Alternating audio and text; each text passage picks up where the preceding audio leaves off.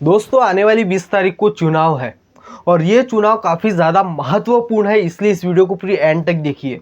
दोस्तों हर 5 साल बाद एक नेता आता है, बड़ी बड़ी बातें करता है, कोई जात पात के नाम से, कोई धर्म के नाम से, और कोई सस्ता है नहीं ये चीज़ सस्ता कर लेंगे, जो अपनी डेली उसकी जो चीज़ होती है रोडों के नाम से काफ़ी बड़ी बड़ी बातें करके चले जाते हैं। पर हर 5 साल बाद वो करते कुछ भी नहीं है और हर साल हमें ये चीज़ याद रहने के बावजूद हम उसी नेता को और उसी पार्टी को वोट देते हैं कि हमको पता है कि इससे पहले भी इसने हमसे ये वादे किए पर उस नेता ने हमारे लिए कुछ नहीं किया, पर तब भी हम उसको ही वोट देते हैं। कई जगह पे हम देखते हैं कि कोई पैसों के नाम से, कोई दारू के नाम से, कोई बिरयानी के नाम से वोट खरीद लिए जाते हैं। दोस्तों भाईचारा बढ़ा के वोट खरीद लिए जाते हैं, पर 5 साल के लिए वो आपको ही गुलाम बना देते हैं। पर तब भी जो जनता है वो चुप बैठी रहती है और हर साल उनको ही जिता के लाती है, उनके पार्टी के नाम से जिता के लाती है। पर ये नहीं देखती है कि हर 5 साल में वो करते क्या है। एक बार वो आते हैं चुनाव की भीख मांगने के लिए, जब उनको वोट मिल जाते हैं बाद में वो आपको झांक के देखते भी नहीं है। आप इस्लाम की बात करो, इस्लाम बढ़ते जा रहा है, गरीबी बढ़ते जा रही है, अमीर अमीर बनते जा रहा है, गरीब गरीब बनते जा रहा है, तब भी जनता के माइंड में कुछ नहीं जा रहा है। दोस्तों डॉक्टर बाबा साहब आम्बेडकर जी ने अपने एक भाषण में कहा था कि मुझे अपने ही लोगों ने जो कि है निराश किया है। क्यों कहा था उन्होंने? क्योंकि जो पढ़े लिखे लोग हैं उच्च स्तर पर पहुंच जाते हैं पर वो अपने पीछे का समाज भूल जाते हैं। आरक्षण का फायदा सभी उठा लेते हैं पर आरक्षण का विरोध भी वही लोग करते हैं। आज क्रिमिनल की बात आ गई है, मणिपुर के हादसे हो चुके हैं और कई सारे ऐसी डेवलप जो कि है भ्रष्टाचार के इससे हो रहे हैं, पर तब भी ऑडियंस चुप होती है, तब भी उसी पार्टी को, उसी नेता को वोट देती है। दोस्तों इस बार आप जब भी इलेक्शन करने जाओ तो एक चीज़ सोच के जाओ कि हम आज के लिए नहीं, हमें कल के लिए भी वोट करना है, हमें भविष्य के लिए वोट करना है, हमारे जो आने वाली पीढ़ी है उसके लिए वोट करना है। क्योंकि आज की परिस्थिति हम देखते हैं कि सरकारी स्कूल प्राइवेट में कन्वर्ट होते जा रही है और सरकारी स्कूल बंद होने के तादाद में है। सरकारी स्कूल में जो शिक्षक होते हैं वो बंगले बांध के बैठे हैं और प्राइवेट स्कूल के शिक्षक जो कि झोपड़ियों में होती है उनको पेमेंट नहीं होता है, पर तब भी प्राइवेटिज्म को वैल्यू है और जो सरकारी स्कूल है वो जैसी कि वैसी पड़ी है। यहाँ तक कि यूपी सरकार में तो एक ये भी जारी हो चुका है आदेश कि इतने सारे सरकारी स्कूल बंद कर दिया जाए क्योंकि वहाँ पे कोई विद्यार्थी नहीं है। विद्यार्थी क्यों नहीं है दोस्तों? वहाँ पे क्योंकि फैसिलिटी नहीं है, शिक्षक नहीं है बराबर, और ऐसी कई सारी सुविधा नहीं है, तो वहाँ पे बच्चे कैसी पढ़े। ये बात, ऐसी कई सारे मुद्दे हैं पर आम जनता इस बात को इग्नोर करती है।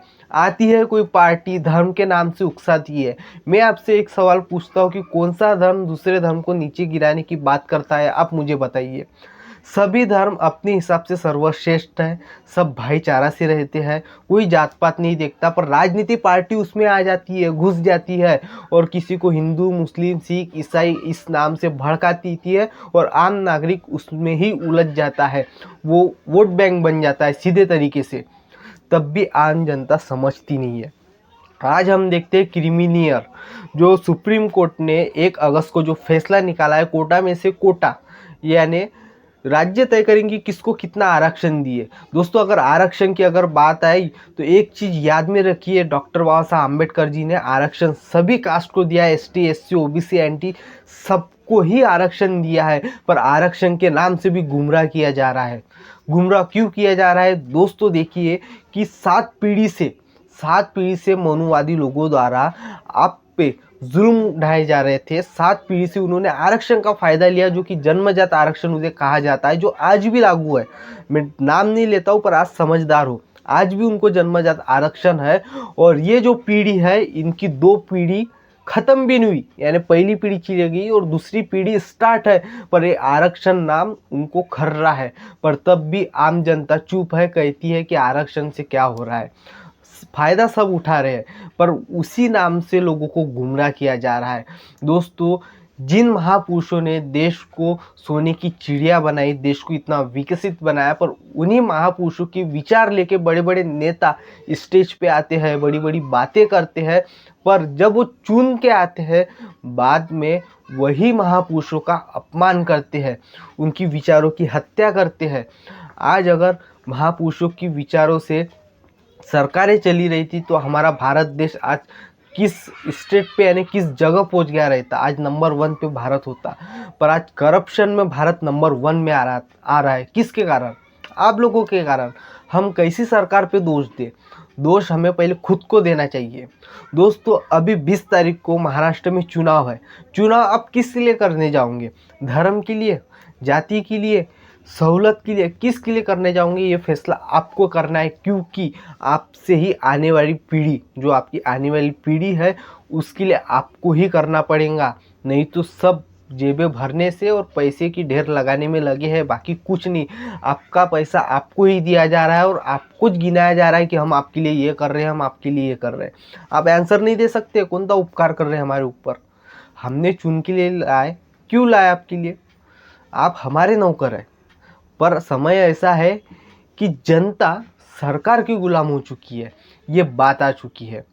दोस्तों, हर बार बीजेपी, कांग्रेस या नेशनल पार्टी, इसलिए मैं इनका नाम ले रहा हूँ, नहीं तो मैं किसी पार्टी का नाम भी नहीं लेना चाहता था।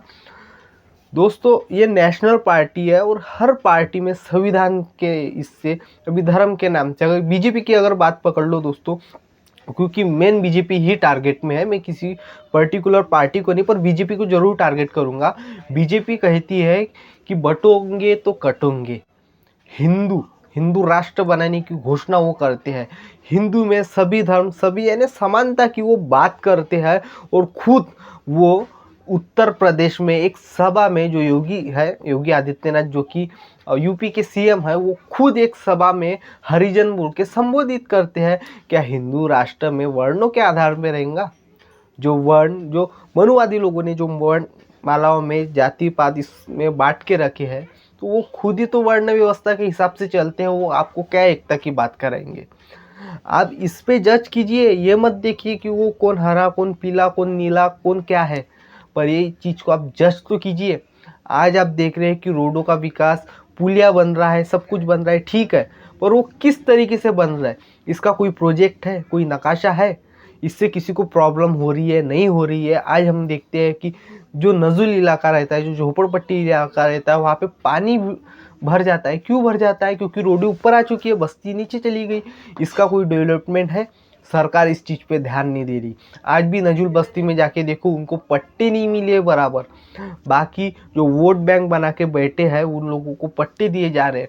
नागपुर की अगर मिहान की बात करेंगे तो वहाँ की कंपनी गुजरात में जा रही है। महाराष्ट्र में सरकार को सबसे ज़्यादा आमदनी होती है, वहाँ पे ही ध्यान नहीं दिया जा रहा है, गुजरात पे ध्यान दिया जा रहा है। बड़े बड़े उद्योगपति के कर्जे माफ़ हो रहे हैं और यहाँ पे किसान आत्महत्या कर रहे हैं, तब भी जनता चुप है। मणिपुर में जाति के नाम से दंगे हो रहे हैं, यहाँ तक कि महिलाओं को नग्न करके घुमाया जा रहा है, सरकार चुप है, इसके ऊपर एक्शन नहीं ले रही है। पर तब भी जनता सवाल करने की वजह चुप है। क्यों? क्योंकि जनता कह रही है कि हम धर्म के नाम से वोट देंगे। ये कौन सी बात है? हर 5 साल में आप गुलाम बन के रह जाओगे? ये आपके ऊपर है दोस्तों कि जिन महापुरुषों ने इतना बड़ा इतिहास रचाया, इतना बड़ा भारत का निर्माण किया, आज उनकी ही विचारधाराओं की हत्या की जाती है। दो बोल वचन न दे के राजनेता या राजनीति पार्टी आके चली जाती है और बाद में दोस्तों जब इलेक्शन का टाइम आता है, कोई 500,000 पैसों से वोट खरीदे जा रहे हैं बिरयानी दारू के नाम से। दोस्तों क्या होंगी बिरयानी? 300 रुपये की बिरयानी, 300 रुपये की दारू, 1000 रुपये एक इंसान पे खर्चा, पर वो 1000 रुपये उसको 5 साल के लिए गुलाम बना दिया जा रहा है। इसमें इंसान कटता है। तो बटोंगे तो कटोंगे, इसका हम क्या आंसर माने? कौन बट रहा है, कौन कट रहा है? हम तो हर जगह जा रहे हैं, हम हमारा धंधा पानी, बिजनेस, नौकरी सब कुछ कर रहे हैं। कहाँ आपको बटने और कटने की बात आ रही है? कहीं नहीं आ रही है। आज बड़े बड़े उद्योगपति, में नाम नहीं ले रहा हूँ किसी के, बड़े बड़े आप खुद ट्विटर एक्स में जाके देख लीजिए, बड़े बड़े उद्योगपति के जो शोर नकाशे होते हैं, वो मोमेडियन में शादी कर रहे हैं, तब उनको ये चीज़ लागू नहीं होती। अगर कोई ओबीसी ये कास्ट का को अगर कर ले, गरीब इंसान कर ले, तो उनको ये लागू हो जाता है। ये चीज़ नहीं दिख रहा। तो ये ऐसी बहुत से बातें हैं, करने बैठे तो बहुत बातें हैं, पर इस बार दोस्तों विकास जरूरी है, इस बार बदलाव जरूरी है। और इस बार आप वोट देने जाओगे तो फैसला आपको करना है कि आप वोट किसे दे रहे हो। आप अपने आने वाली पीढ़ी के लिए दे रहे हो कि आज का दिन आपको खाना पीना रहना सोना और सवेरे दारू उतर जाना, फिर भूल गए जो हुआ वो सरकार को जो करना है करने दे। क्यों किसी के गुलाम बन रहे हो? इस वोट की ताकत को पहचानिए। विश्व रत्न डॉक्टर बाबा साहब आम्बेडकर जी ने आपके हाथ में इतनी बड़ी ताकत देके रखी है, उस ताकत का यूज तो कीजिए। आपको नहीं समझ रहा कि आपके हाथ में कितनी ताकत है। आपके हाथ में इतनी बड़ी ताकत है कि आप सरकार को गिरा सकते हो, चाहे वो कितनी भी बड़ी ताकतवर सरकार क्यों नहीं रहो। ये अधिकार आपके उंगली में है और उंगली का फायदा आपको उठाना है, आपको तय करना है। दोस्तों, विश्व रत्न डॉक्टर बाबा साहब आम्बेडकर जी ने हमारे भारत का इतना बड़ा संविधान, जो कि पूरे विश्व में सर्वश्रेष्ठ माना जाता है, यहाँ तक कि विश्व में हमारे भारत के संविधान की चर्चा हो रही है, आज वही संविधान के ऊपर खतरा मंडरा रहा है। आपने कई सारे ऐसी देखे होंगे, राजनेता लोगों ने तो ऑन स्टेज में आके बोल दिए है, अभी तो धर्म के नाम से भी चल रहा है, पर ये भारत ही है जो कि सर्वधर्म संभव चलता है, यानी सब धर्म के लोग इस भारत में रहते हैं और वहाँ पे ही धर्म के नाम से राजनीति की जाती है। अगर हम संवैधानिक तौर से अगर मानेंगे तो धर्म के नाम से राजनीति नहीं की जा सकती है, पर भ्रष्ट सरकार होती है जो ये नीच काम करती है। दोस्तों, आपको क्या लगता है? आप कमेंट बॉक्स में ज़रूर बताना। काफ़ी सारे बातें हैं, मैं थोड़ा भावुक हो गया हूँ, बट इस चीज़ का आपको फैसला करना है कि आपको वोट किसको देना है। इस बार बदलाव होना है कि नहीं होना है। दोस्तों, अगर इस बार का अगर कोई बदलाव कर सकता है तो वो है माननीय बाला साहब आम्बेडकर, प्रकाश आम्बेडकर जी, जो कि वंचित बहुजन आघाड़ी के राष्ट्रीय अध्यक्ष है। आप एक बार मौका दे के देखिए। दोस्तों, उस समय मौका मिला था, उन्होंने इतिहास रच डाला विश्व रत्न डॉक्टर बाबा साहब आम्बेडकर जी ने। आप इस बार और एक मौका देके देख लीजिए। इस बार अगर सरकार नहीं हिल गई और ना ही पूरा देश हिल गया तो आप मुझे कह देना, बदलाव होगा, ज़रूर होगा, पर इस बदलाव की ताकत आपकी एक उंगली में है। आपकी उंगली तय करेंगी कि कौन सरकार में बनेगा। तो मैं आप सभी से आह्वान करना चाहता हूँ कि आप इस ऐतिहासिक पर्व को और मजबूत कीजिए और ऐसा नेता चुन के लाइए माननीय बाला साहब आम्बेडकर जैसी, कि जो बदलाव कर सकता है। और यूपी में हम देखते हैं माननीय चंद्रशेखर आज़ाद, उन्होंने अपनी रोड से लेके संसद तक के सफ़र किया है। संसद तक के रोड ज़मीनी स्तर पे देखिए, गरीब घर का बच्चा ज़मीन से उठ के संसद तक पहुंच रहा है। किसके बदौलत? आपके बदौलत। और आपने क्यों पहुंचा है दोस्तों? आपने इसलिए पहुंचा है क्योंकि वो गरीबों की, वंचितों की, शोषितों की, एसटी एससी ओबीसी कोई भी कास्ट की जो निचली इसमें है, उनकी आवाज़ उठाता है, इसलिए वो संसद तक पहुंच गए। पर उनको भी रोकने वाले बहुत नेता हैं जो कि भ्रष्ट है। पर आपको तय करना है कि आपको क्या करना है। दोस्तों, ज़्यादा बात नहीं करूँगा। आपको ये वीडियो कैसी लगी कमेंट बॉक्स में ज़रूर बताइए। और वोट करने के लिए जाए तो आगे की पीढ़ी और अभी की स्थिति, महंगाई को देखते हुए, आज महंगाई की अगर बात करेंगे दोस्तों, कि महंगाई में जो रोज़ आपको जो डेली यूज़ में जो चीज़ें होती है, जो वस्तु होती है, दूध दही चावल आटा जो भी है, वो महंगी होती जा रही है। और लाड़की बहन 1500 आपको दिखाया जा रहा है। बैंक 10,000 के ऊपर जिसकी सैलरी है उसको लोन देता है, पर यहाँ पे महीने की हेल्पर को पेमेंट ही 10,000 होता है, तो उसका क्या विकास होगा।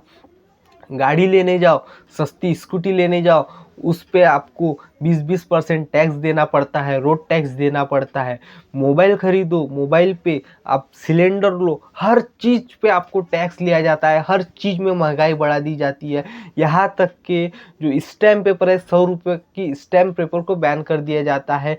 जो गांव खेड़े के लोग आते हैं वो देखते हैं कि 50-100 का स्टैम्प पेपर ले और अपना काम निकाल ले, पर उनको भी झक मारा के 500 का स्टैम्प पेपर लेना पड़ता है। और सरकार लाड़की बहन के ऐड लगा के वोट लेने में निकली है। ये क्या है? समझना आपको है, मैं तो कुछ कहता नहीं, मैं किसी को टारगेट नहीं। आपको अगर बीजेपी को वोट देना है बीजेपी को दो, कांग्रेस को देना है कांग्रेस को दो, बीएसपी को देना है बीएसपी को दो, वंचित को देना है वंचित। वो आपको तय करना है कि हर साल में आपने सभी को आजमाया है। इस बार मैं आप सभी सिर्फ एक ही चीज़ आह्वान करूँगा, इस बार वंचित बहुजन आघाड़ी को सिर्फ एक बार मौका देके देखिए। आपकी अगर परेशानी का हल नहीं निकला तो आप मुझे कहना।